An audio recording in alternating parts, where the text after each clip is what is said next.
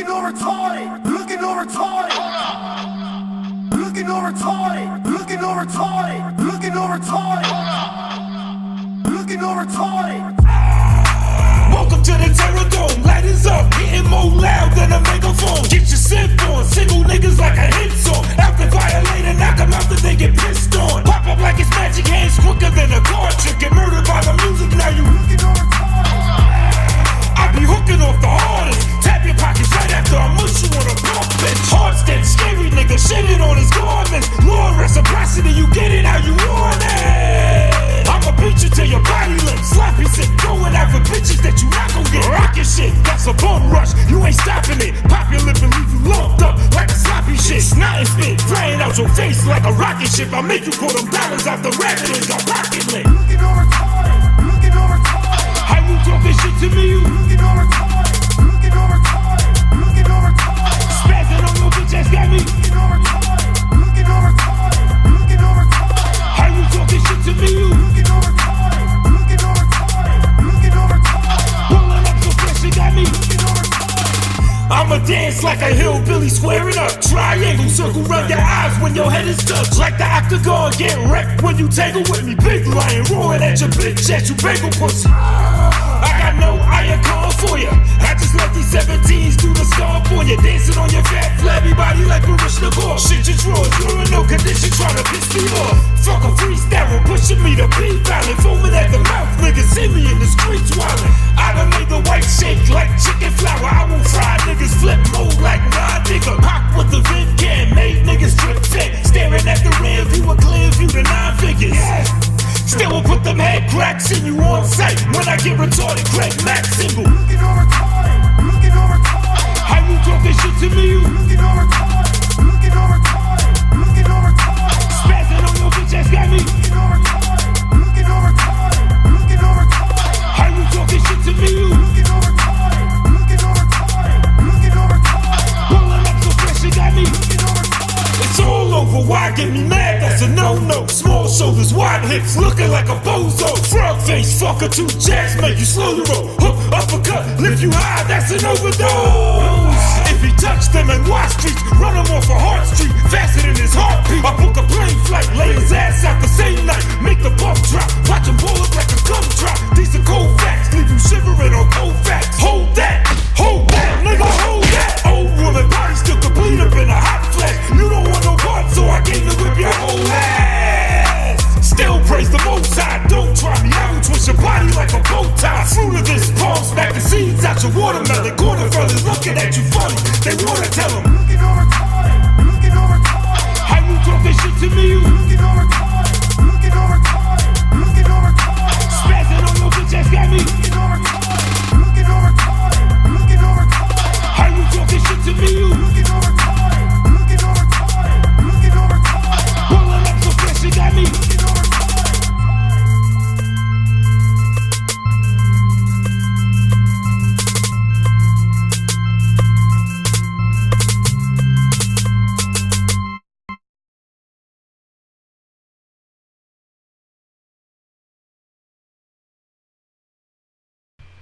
Yo.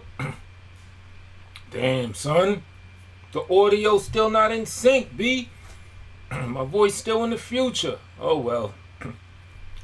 It is what it is. Right there, you just heard Looking All Retarded, self-produced, no samples, except for the chorus part, actually. Some may know is that's kind of a hybrid, kind of as a diss song and a standalone joint. A lot of people fuck with it, so we just riding off the standalone momentum of it. So don't think of it as any stir up beef song. You know what I'm saying? It's just for the aggression for what it is and everything. That's Looking All Retarded. You can cop the single and more, as you can see on this screen right here. The second picture of the singles, that's Looking All Retarded. You can cop that on your favorite platforms: Google Play, Spotify, iTunes, Amazon, whatever you rock with. And yeah, the joint, it's been doing a couple numbers actually. Nothing outrageous, but just compared to everything else, the single been selling a little bit. But yeah, I figured I'd come on here quick and rap about some shit. This 6ix9ine case and this whole situation, it got me thinking, again, within the world of taking this as a serious situation, outside of the possibility that anything is staged. I'll give a quick, recap. And actually, I did a dope, I'm playing this shit real quick, man, fuck that. My little summary of the whole 6ix9ine story, a complete freestyle, completely off the top. Because I was just going to do a quick summary of it, but my freestyle kind of tells what it is.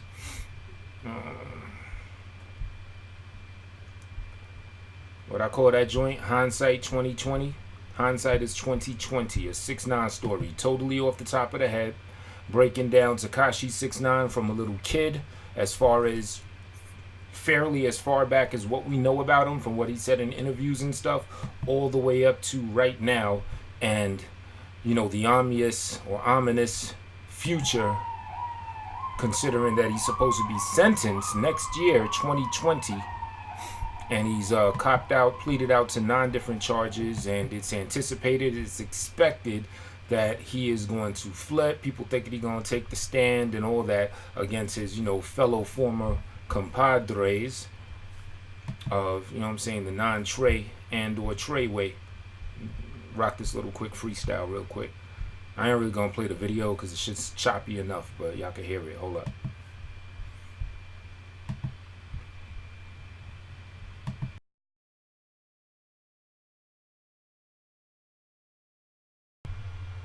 Story time with Tone Space. Started around the time he was 11, so his pops got murdered, didn't know where he was heading. See, it's him, his mom's his younger brother, half Mexican, half Puerto Rican.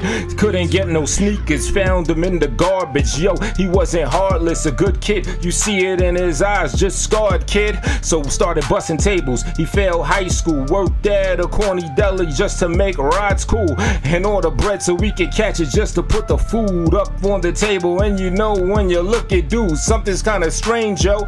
He had a couple homies, said, yo, start rapping, yo, let's get it on me, you got a good look, we'll write your rhymes for you, we'll do the beats, shoot your videos, it's time for you to blow up, yo, all you gotta do is troll, hit the Instagram, the internet, yo, and the road will take you real far. So that's what he started doing, trolling, making wild videos for money he's pursuing, yo. Next thing you know, he's up there with a 13-year-old girl in Harlem, yo. It's the worst, kid, cause she was naked and he started even groping her. So then the cops caught him and they looked at him like, yo, bruh, we gonna charge you cause he can't afford a lawyer. So we took a plea case and he can't afford no more, bruh. They said that you could get locked up if it happened again. So now he's back on the streets and he's trying to make the amends, yo. Next thing you know, late of 2017, he gets down with his crew and they having many scenes with a bunch of different rappers in it from the gang, and now he's with it, but he gotta move some heroin to cement this place up in it. So he does it, and buzz kid it goes, he starts buzzing,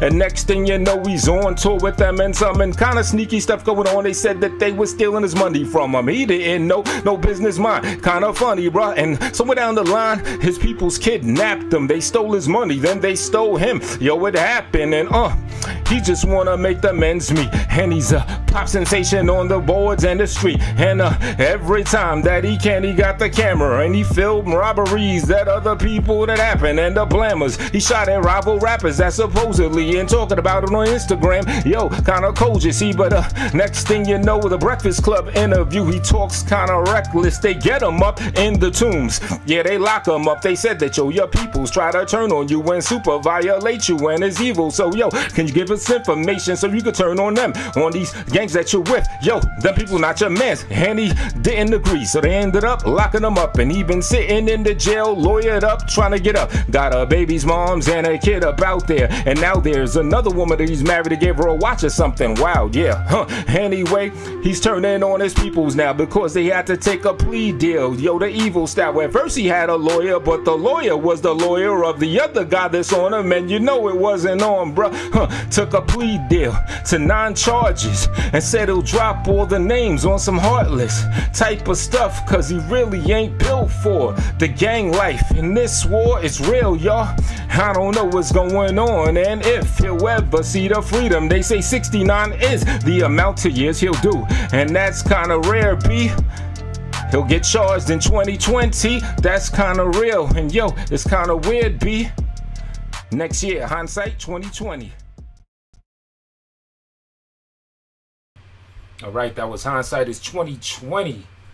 Totally off the top of the head. Totally off the top of the head. You know, I'm seasoned with this, man. What did I rhyme? I rhymed with, you know, all your seasoned lyricists that, you know, love the wordplay will get this. All off the top. I rhymed, next thing you know, in the Breakfast Club interview, he said something crazy. So then they get him up in the Tombs. If you're familiar with the Tombs, or if you're not familiar, rather, it's the holding cells in New York City. Because, you know, he got locked up after that Breakfast Club interview. So now they get him up in the Tombs, where they were questioning him, trying to get him to turn, saying all this, that, yada, yada, yada. So that's a quick freestyle breakdown of the thing. Now, actually, what I'm going to rap about right now, in regard to that, the standout thing in that freestyle would be him getting up with them cats, some Treyway cats, in late 2017, November 2017. That part's going to be a little bit important. And the reason is because I see something very familiar that's been happening from many moons ago, when I was, you know, moderately or whatever active in the streets. It's something that I always notice. Street relationships tend to happen like real quick.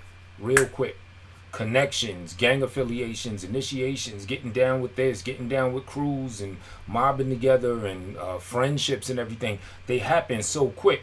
Yet here's the messed up thing. You know, these relationships get cultivated at a very fast, immediate rate. However, as you can see in this 6ix9ine case, the calamity for when there's a dissension or when they turn on people is crazy. You know, when people start doing crimes together, when they barely know someone, they're taking a huge risk in trusting that person not to flip, or when they take that oath or whatever it is. You know what I'm saying? You know, if they don't have that like deep sandbox connection with these people, then, you know, in a situation like this where you got to take the stand against your mans or whatever's going to happen in that situation, you could see how people flip. And it's just interesting how quick street relationships cultivate and form.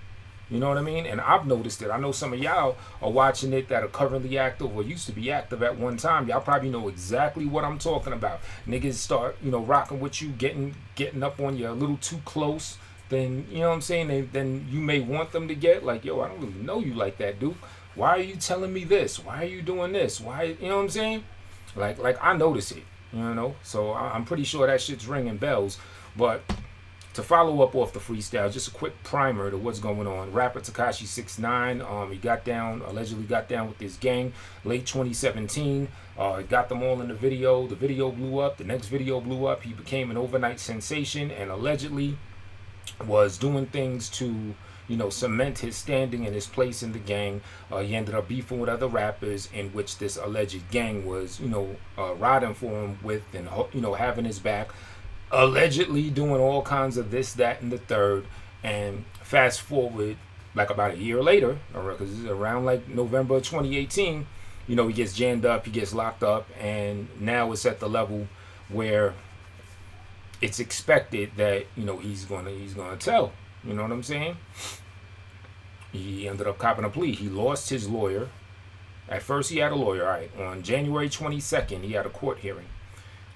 The lawyer that he had at that time, as I understand, they were going to go to trial, or it was expected, or at least them going to trial was an open possibility, right?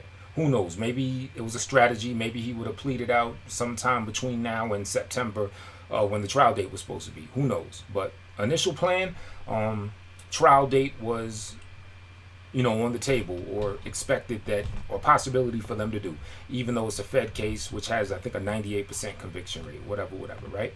January 22nd, Tekashi 6ix9ine loses his lawyer because his man, or his former man's Shotty, it has been found out that that lawyer, and sometime previously, worked on behalf of Shotty legally, and I believe his other man, Shotty's other man, Mel Murder, legally. So due to that, it was, I don't think they defined it as a conflict of interest, but it was something along those lines where he could not represent 6ix9ine anymore. So then the very next day, January 23rd, is the day that 6ix9ine pleaded out. You know what I'm saying? And that information just got dropped like a day or two ago, whatever. And, you know, he wrote some statements saying that I did this, I did that, I did this with this one, that one, that one. I believe, as of this video, in the statement, there were no actual names mentioned. Don't quote me on that. I'm not totally sure, but I haven't seen an actual first and last name of anyone being mentioned in 6ix9ine's statement. However, the entire thing looks like, you know, he's flipping, and quite honestly, it ain't nothing less than what I expected. You know what I'm saying? I don't think anybody that, you know, really sees what's going on is going to be surprised. I am actually surprised. I'll tell you the one thing that surprised me, that 6ix9ine, you know, according to his statement and the stuff that he was involved in, I'm a bit surprised that he even involved himself to that level. Like, he was on some real wannabe down shit, because I don't care what nobody says. You look at that kid, you look in his eyes, he is not built for this at all.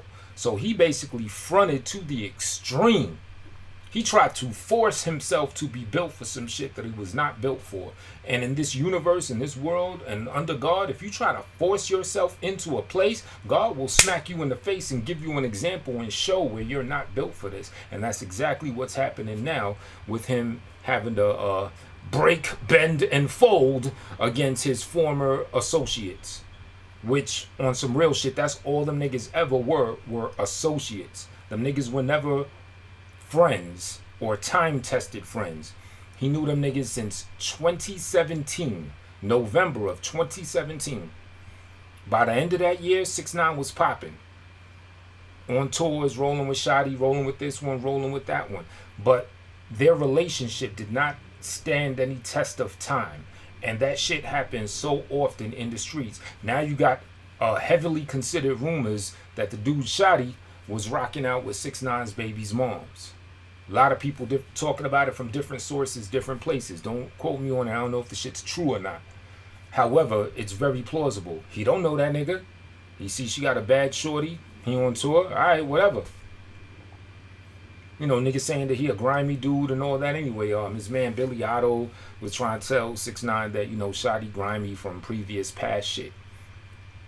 And this is what I'm talking about. Because I think he knew Billy Otto prior to Shotty. I don't think they really have like a long time tested relationship either, 6ix9ine and Billy Otto. But, you know, he knew him at least a bit longer or whatever. So, but yeah, man, it's common on the streets. And I could see with the internet, because, you know, when I was out there, we didn't have your YouTube, we didn't have Facebook like that. All this shit wasn't even around like that yet.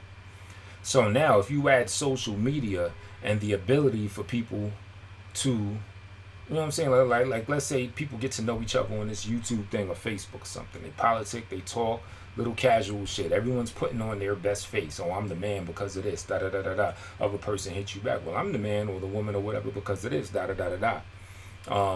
Let's say they both have some mutual street shit that they like to do or that they're into, some come up for money or whatever. They end up meeting each other. You know what I'm saying? Then they start politicking in person. Now, they're going to ride on the fact that they already had a social media relationship. So they're going to look at that shit like it's more than what it really was. When in fact, most likely them niggas was just fronting for each other. You don't know about this other bullshit that this one got going on, or this other bullshit that that one got going on.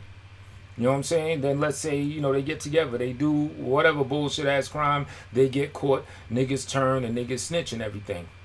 I'm not saying it's right. If you adhere to the street code, then yes, by all means, you should follow it. What that means, if the decision point has to come when you're about to do that one thing that can result in that bad consequence, you know what I'm saying, if you getting locked up and shit, you have to make that decision. Say, you know what? Be realistic with yourself. Am I built for this if such and such happens? If not, you leave that shit alone. Don't even let them try to influence you or none of that. You tell them, look, yeah, I can't fuck with it. Be honest, shit. I don't know if I'm built for that. I like to think I'm built for it, but I don't know. I'm going to leave that alone. You know what I mean, niggas I had in the streets? One nigga wanted to rob some Brink vans, and he's coming at me practically breaking out the blueprints and telling me how to, and I don't know this nigga. You know what I'm saying? Some cat I might have seen in the streets every now and then. Yo, what up, son? What up? What up? You know, we talk here and there and everything. And like shortly after, he's breaking down all these plans and this and that. And I'm just thinking to myself, like, yo, this nigga's reckless. He don't know me like that. I could be an undercover fed myself. I could be on this block just so I could, catch knucklehead, stupid ass niggas like you. You know what I'm saying? And I see that shit happen so often, Like what Billy Otto said about Shotty. Perfect example.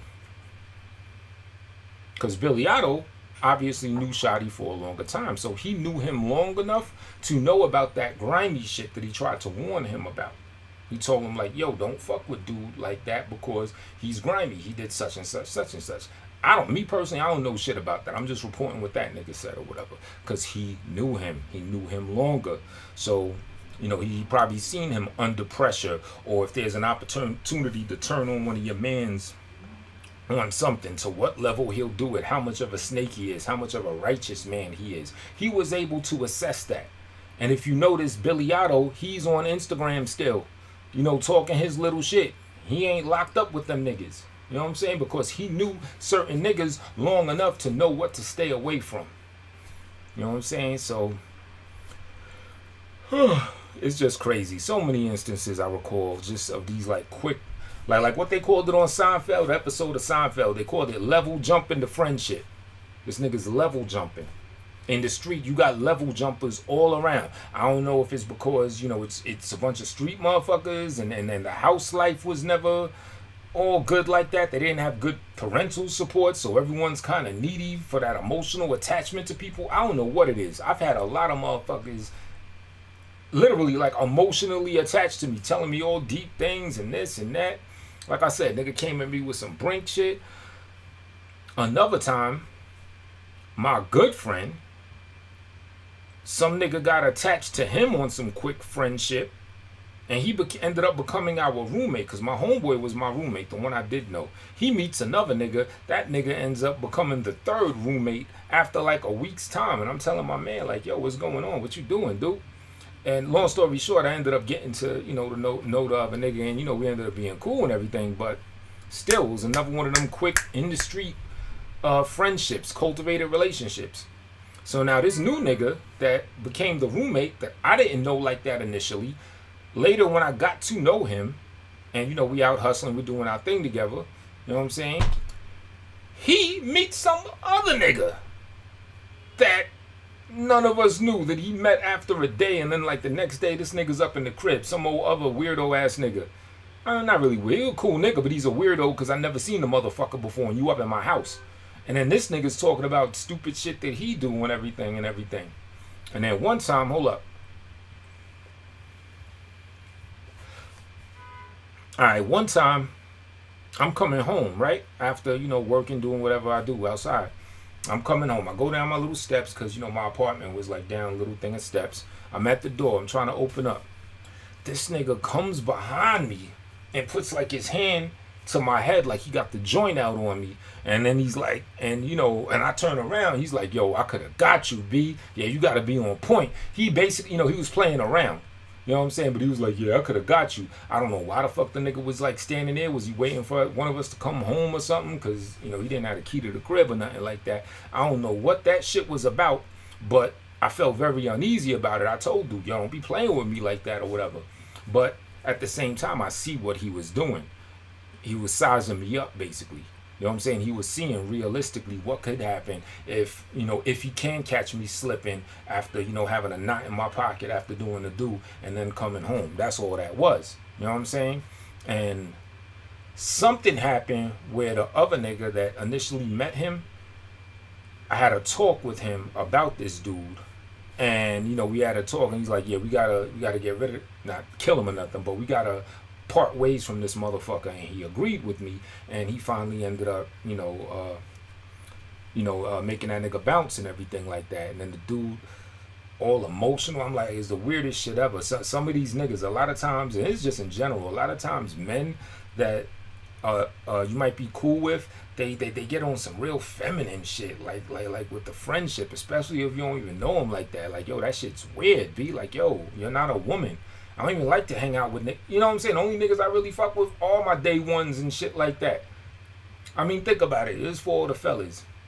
What do men get together for? I'll tell you, traditionally, with me, if it was like go out, hang out, it was to look for females. So our love for females was the bonding thing and common thing between us men. We go out to look for other females. Another thing men usually get together for is if we're building something. You know what I'm saying? If we're working on a project or if we're doing business, we're making money together.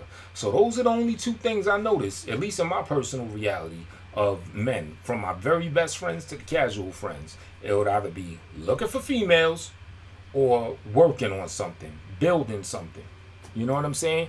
So, but this particular cat, he was on some old, like, I don't know, some emotional stuff. Like he wanted some weird shit. I don't know. The nigga could have been a homo for all I know, because I ain't know the dude like that. And neither did my mans. And like I said, my mans that brought him around, he was brought around by my other good friend initially. It just so happened that I ended up clicking with him, you know what I'm saying? Nutty ass motherfucker, but, you know, a real cool dude and everything like that. You know, that was just like, you know, getting lucky with that cat. You know, he was cool, chill, and we got to make money together and do all that shit like that. But that other nigga was on some weirdo shit. And it happens all the time. So, you know, when I look at this situation, I see how it's going. I'm like, yo, this is very commonplace. Because in the street, relationships get built very recklessly and very quickly.